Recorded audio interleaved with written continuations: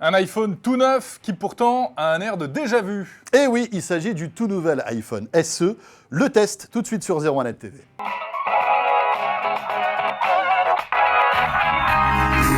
Alors c'est ce qui frappe tout d'abord sur cet appareil sorti il y a quelques jours à peine.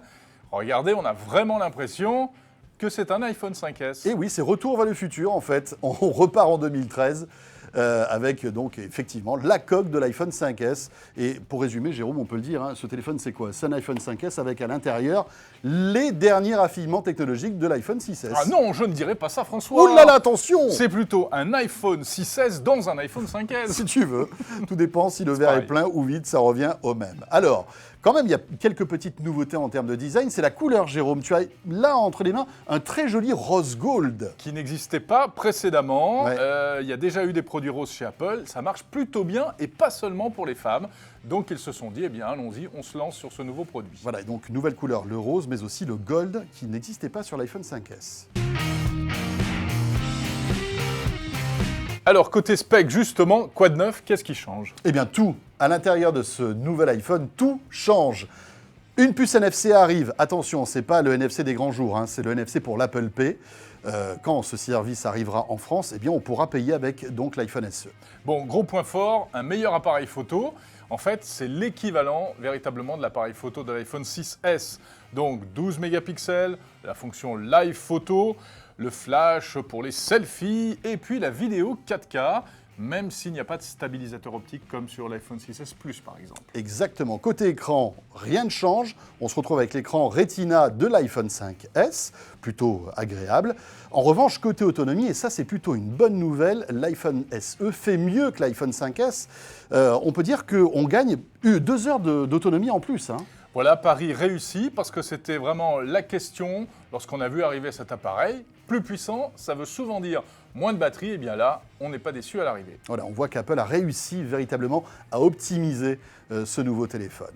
Et puis, il est beaucoup plus puissant, on le disait tout à l'heure, hein, il a la dernière puce qu'il y avait sur l'iPhone 6S, la puce A9, et Pierre Fontaine s'est d'ailleurs amusé à comparer la puissance de l'iPhone 5S à celui de l'iPhone SE. L'iPhone SE est beaucoup plus puissant que le 5S pour 2 raisons principales. Tout d'abord, l'arrivée de l'Apple A9, la nouvelle puce qui a été introduite en septembre dernier, et puis aussi parce qu'il y a un doublement de la RAM, on a 2 Go de RAM dans le téléphone, et ça change tout. Ça change tout au point d'ailleurs que, selon les comparatifs, qu'on prenne en compte juste la partie graphique ou qu'on prenne au contraire toute la puissance au global, on a un ratio de puissance qui va de plus 472% en faveur du SE à juste plus 100% seulement, ce qui est quand même plutôt pas mal. Mais, et là c'est quand même sympa de le savoir, c'est que le SE est aussi plus puissant et pas mal plus puissant que l'iPhone 6, qui est donc actuellement le modèle de milieu de gamme d'Apple.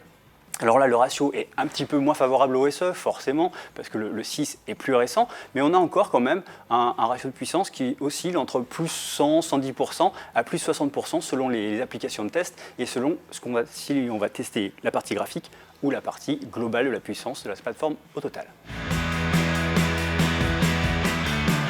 Alors côté point faible, eh bien pour les geeks que nous sommes, forcément, comme il n'y a pas beaucoup de changements, on reste un petit peu sur notre faim. Il faudra attendre septembre, hein, pour avoir quelque chose d'intéressant à se mettre sous la dent. L'avantage, c'est que vous allez pouvoir réutiliser vos anciennes coques de l'iPhone 5S si vous en avez.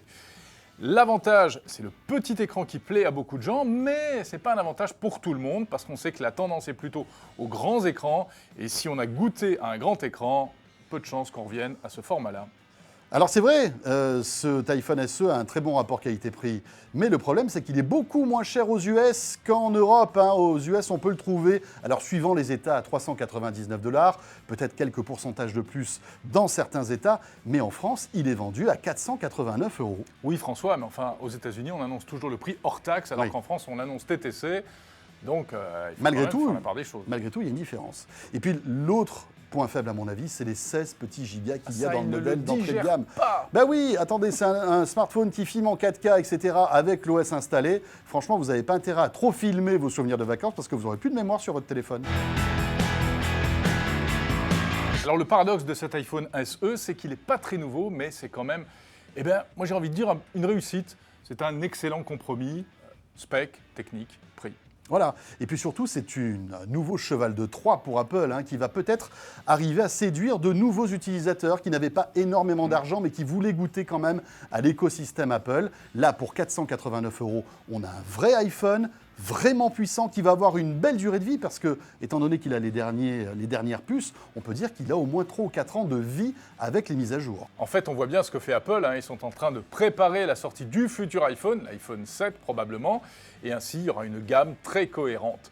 Maintenant, une question, ils veulent séduire, on le sait aussi, les pays émergents, et on peut se poser la question, est-ce que malgré tout, il n'est pas trop cher pour certains pays? Et puis, on sait que dans beaucoup de pays, notamment sur le continent asiatique, on aime les grands écrans, et là, on revient, je l'ai dit, à un petit écran. Voilà, là, c'est l'avenir qui nous dira si le succès est au rendez-vous pour ce nouvel iPhone SE. Merci de nous suivre. ZeroNet TV, vous le savez, c'est toute l'actualité high-tech, et n'hésitez pas à liker notre page YouTube.